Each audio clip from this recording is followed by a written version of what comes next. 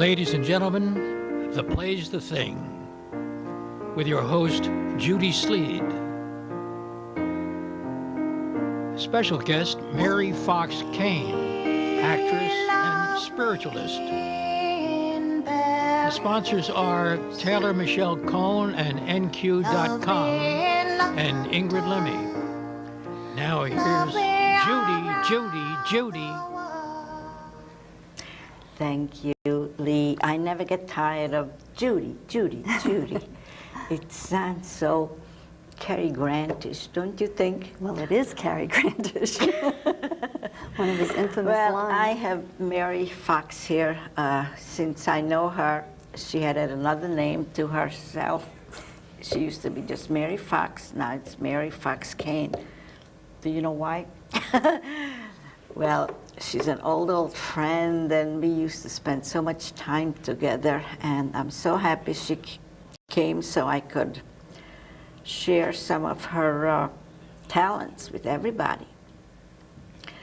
When I first met you, you were an actress and a spiritualist, and now you are both. Probably more. You used to walk the dogs too. Well, I love animals. Yeah, so. And you help everybody. So let's get started on where you come from. I was brought up in Manhasset, Long Island. Oh. Yeah, and That's the North Shore. correct. My mom was a real theater buff. She used to take me to the plays in New York City every third Sunday of the month, and we'd see the Wednesday matinee. Mm-hmm. So my love of the theater grew at a very early age. And surprisingly enough, I used to like Man for All Seasons and Sleuth and some of the more serious plays as a kid. Yeah, I think it's unusual.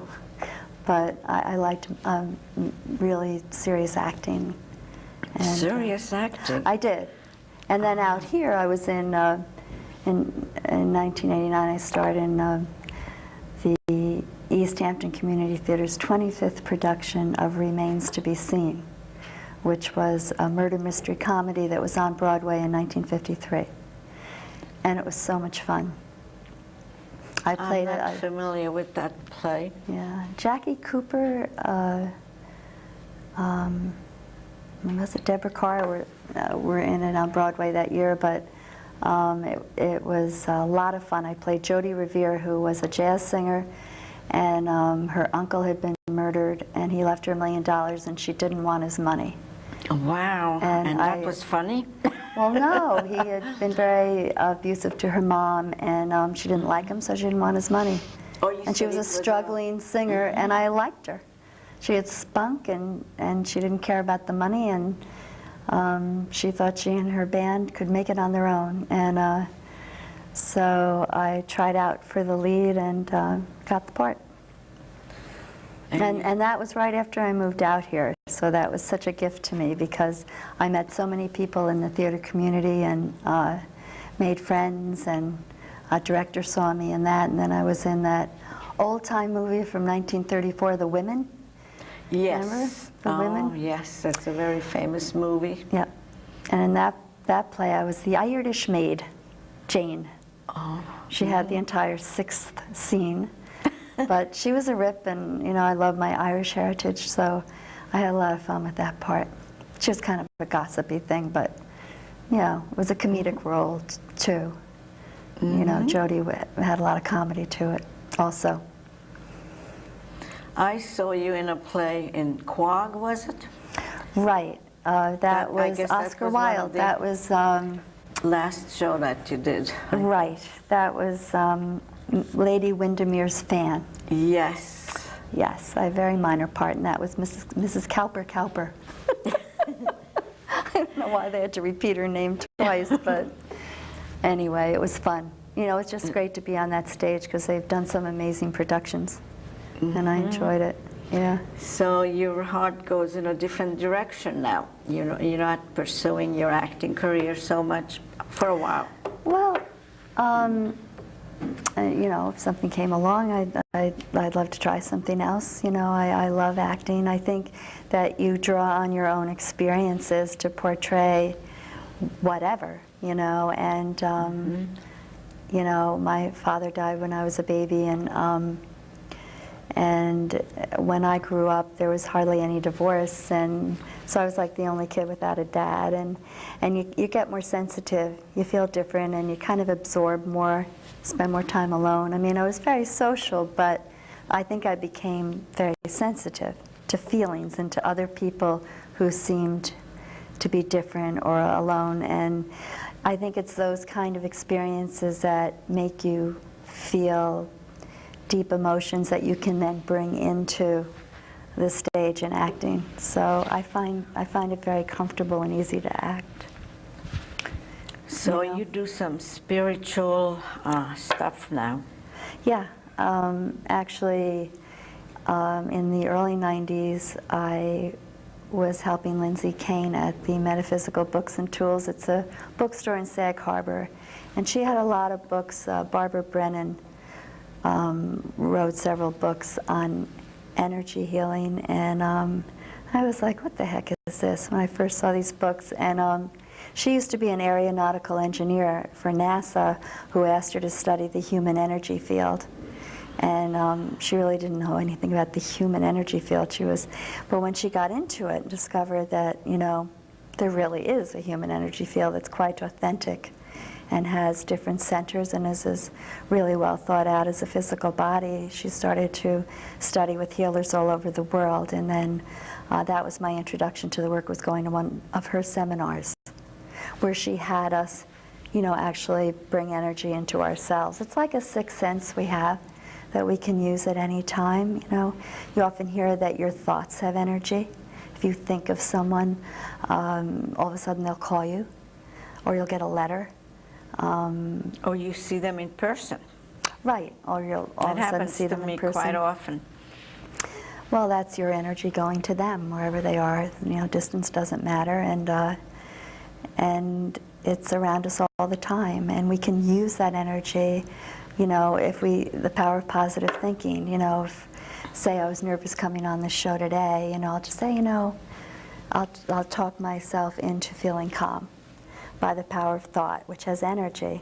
The brain really can't tell between what's real and what isn't real when you're picturing a moment that you want to have of being clear and vivid, rather than being scattered and scared. You know, you really can help yourself stay calm by visualizing yourself that way, and that's your energy helping you do that. You know, that's what we are. That's what's talking to you right now is who I am. You know, I believe life goes on.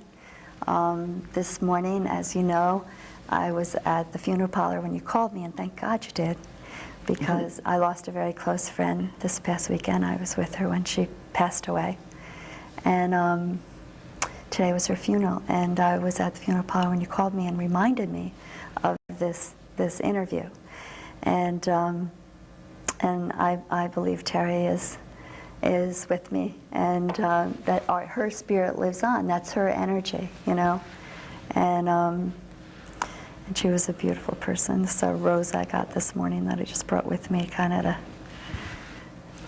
And do you teach any of this stuff, or are Actually, you using it? I did in 1997, 8 at Joshua's place. I had about 6 or 7 seminars, you know, about the mind-body connection, and That's it was in great. Southampton. And when was it? It was in Watermill at the time. Yes, exactly. That's right, because you were involved with that organization too. For a long time. Yeah, right. Yes. And you were in the Southampton office, right? No, I started in Watermill. You did? Okay, well that's where I taught, right? Yes. And I had taken a lot of seminars with Carolyn Mace at that time, who was she's written a lot of bestsellers on the mind-body connection. So I thought studying, you know, with her and then combining it with actual techniques to use with my hands dealing with energy would complete the picture in that particular field.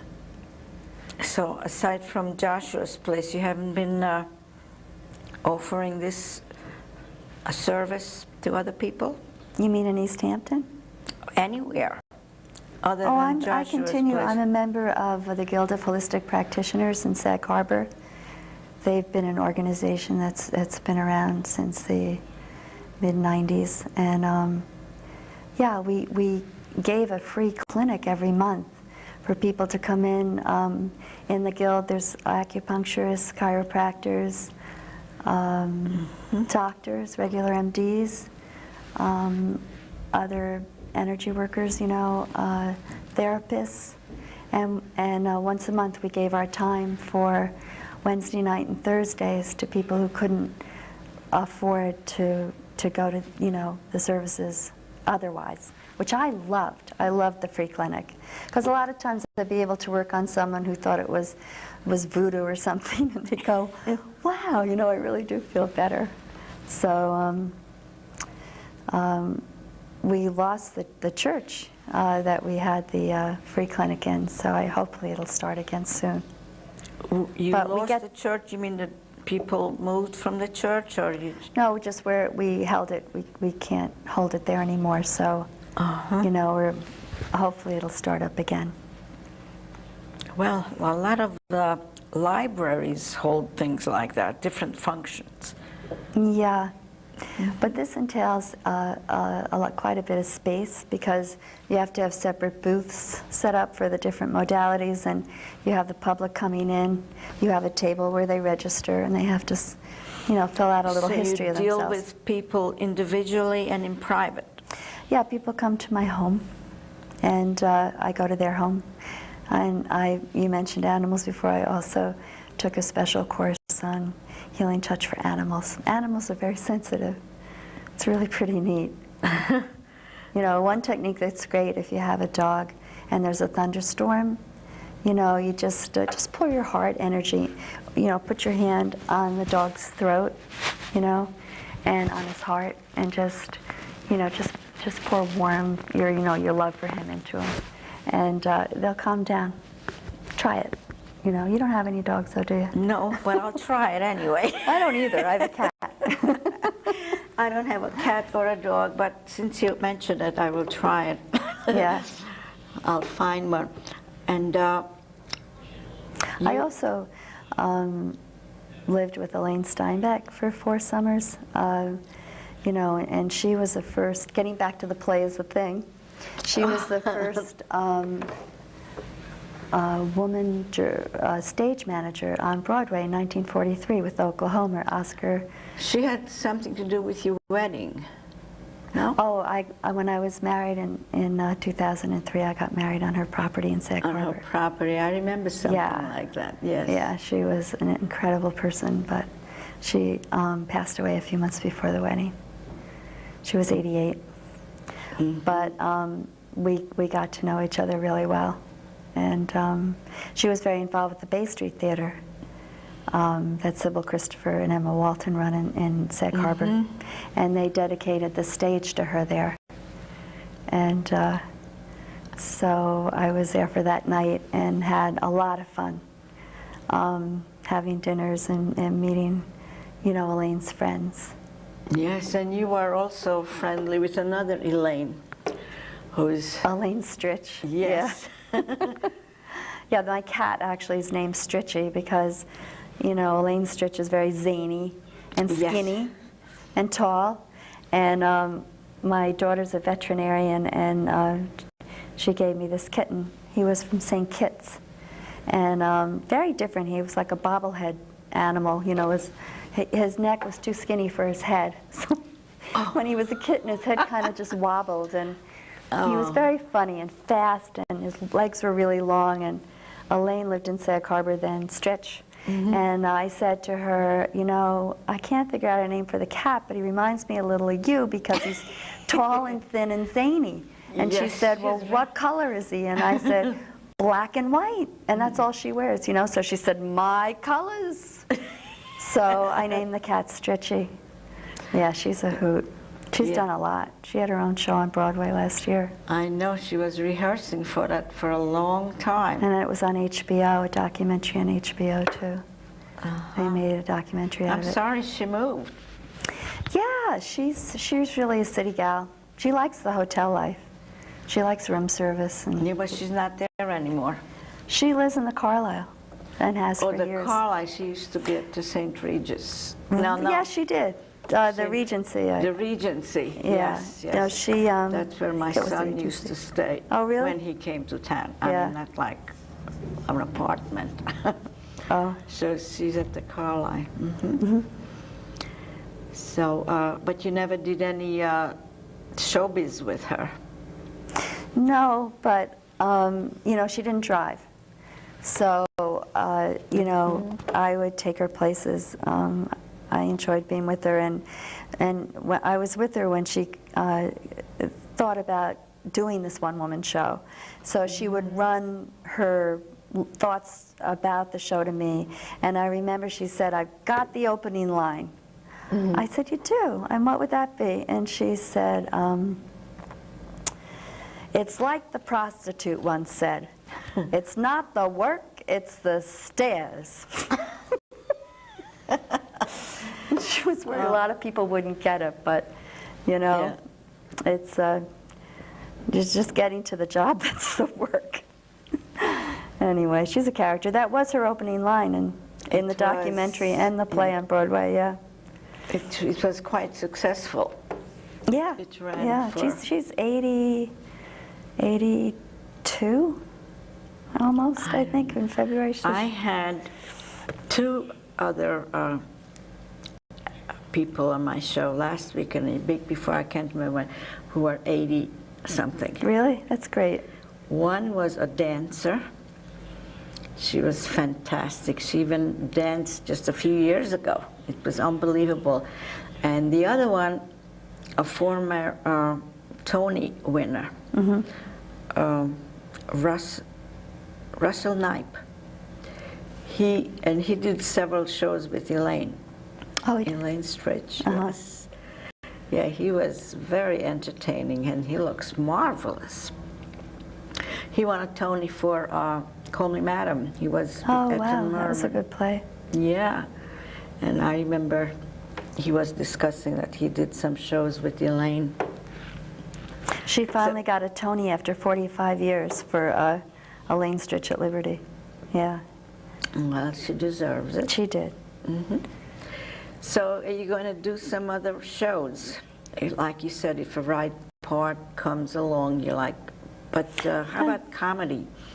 Oh, I love comedy. Well, Remains to Be Seen was really comedic, you know, and so was Jane in that other role. And so, you know, you have to have a sense of humor in this world or forget about it, but...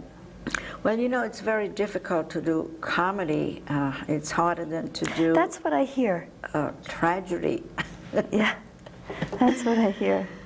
Yeah. Because you have the timing. It's very, when you do comedy, the timing is very, very important.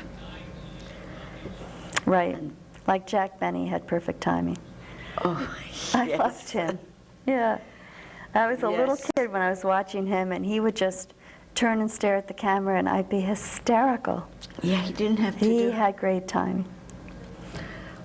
Who was that? George Burns used to say that he, all he had to do was look at Jack Benny and he would break up laughing. Yeah, that was me. My mother would look at me as this little kid, you know, I like that guy.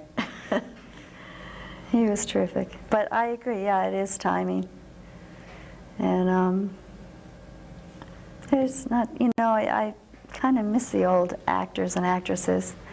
There's a few today that, like, I do love Robin Williams. He's good. I understand he's shooting a movie out here. Really? Yeah. Do you know They're wrapping it when? up. Maybe you could just walk in there and say, hey, here I am. Oh, no. I want the lead part. Oh, right, yeah. No, I understand it's coming out in the spring. The movie's coming out that they're This shooting movie it. they're shooting out here, it's called RV. Oh, well, they do a lot of films here. And I think Dan's paper says that they did the movie here. There's something in there, I think, occasionally. Or every week. I don't remember. Sorry, Dan. Do you still write for dance papers? Who, me? You. Yeah. Oh, letters, yes. I occasionally, like about a month ago, he published 2 or 3 of my letters, one a week after the other. When something strikes me, he writes, he just kills me. He's so funny.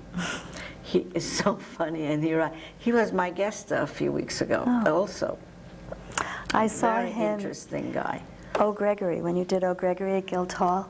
Oh, yes. He was one of the readers. Yes, he was. And he was terrific. And I really enjoyed that play, Judy. You did some wonderful writing with that. It was fun. Yes. Well, I have to get back to that because nobody decided that they're going to take it from me and produce it. So I'm going to have to pursue it, which I will. I'm just You will.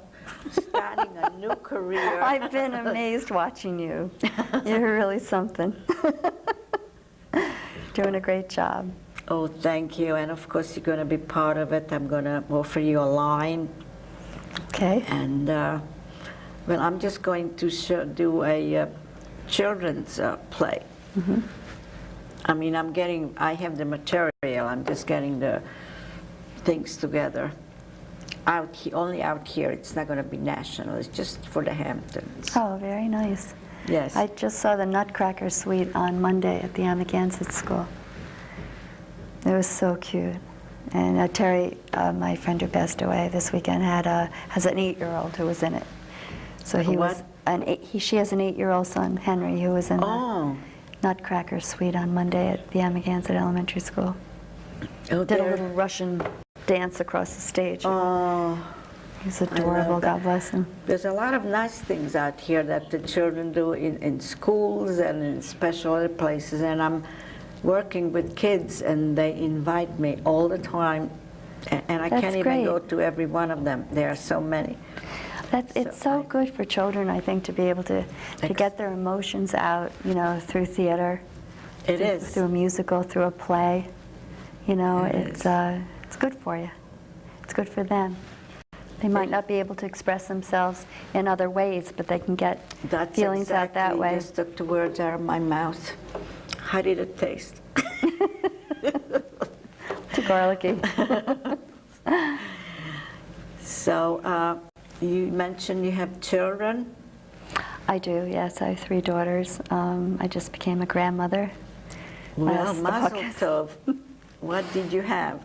Trevor is 4 months old. And he looks like a little Buddha. He's adorable.